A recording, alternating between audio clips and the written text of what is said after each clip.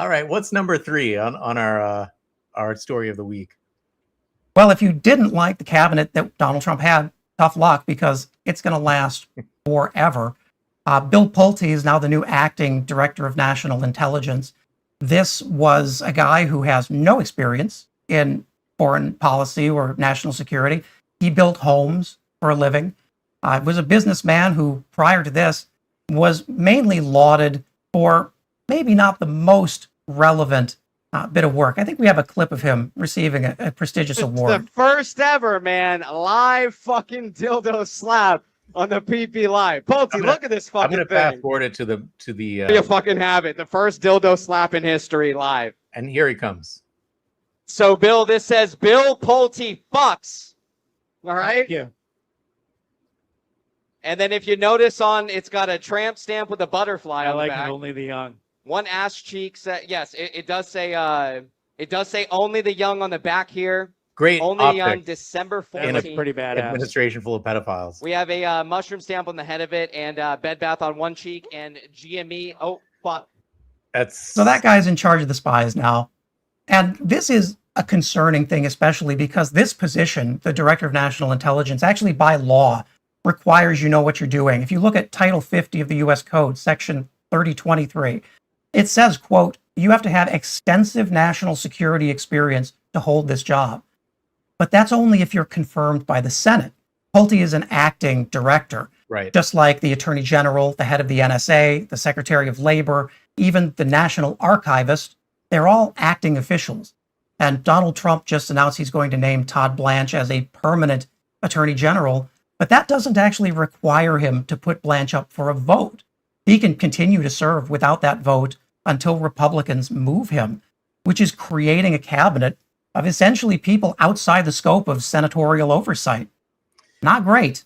No, look, this goes back to accountability, always accountability, right? Yep. He's creating very slippery cabinet members, and he himself is quite slippery because when they fuck up, who's to blame?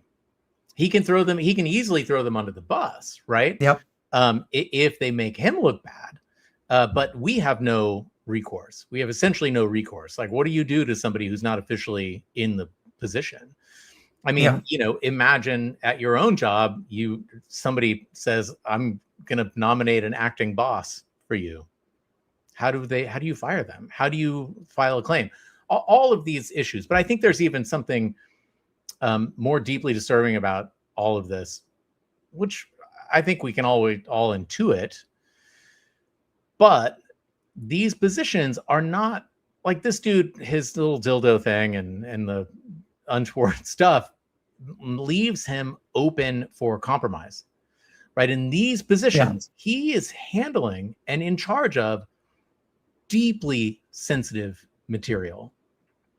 And it's worth noting that what's his name was just agreed to plead guilty for mishandling files. But who is it?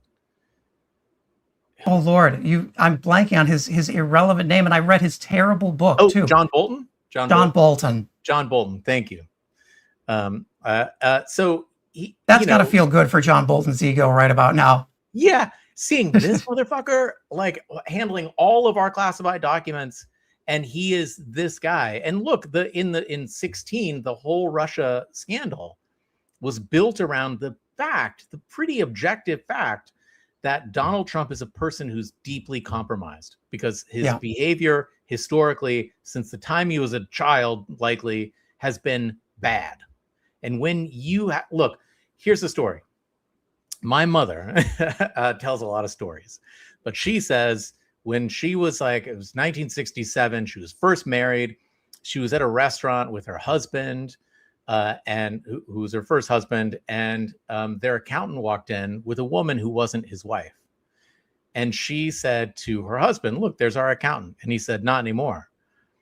And the idea, I thought at first it was like a moralizing kind of story about cheating and all this, but he was like, no. This dude handles my money, and he's likely to be blackmailed. He's doing stuff that puts all of this shit at risk. Now, that's just my mom's 1967 bank account, right? Imagine this is all of the American secrets that all of the spies have all gathered over the last 200 years. Yeah. And this is the guy who's in charge of them. It should make the hair on your arm stand up.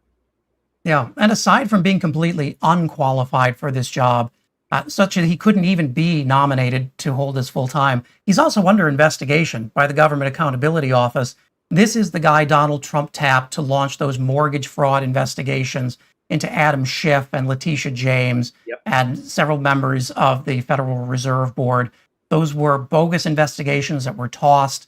They were considered potential misuse of public authority.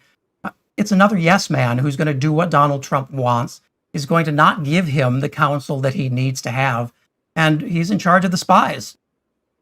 He is. Look, everyone out there, if you're just tuning in, it's the end of the week with Sam Osterhout and Max Burns.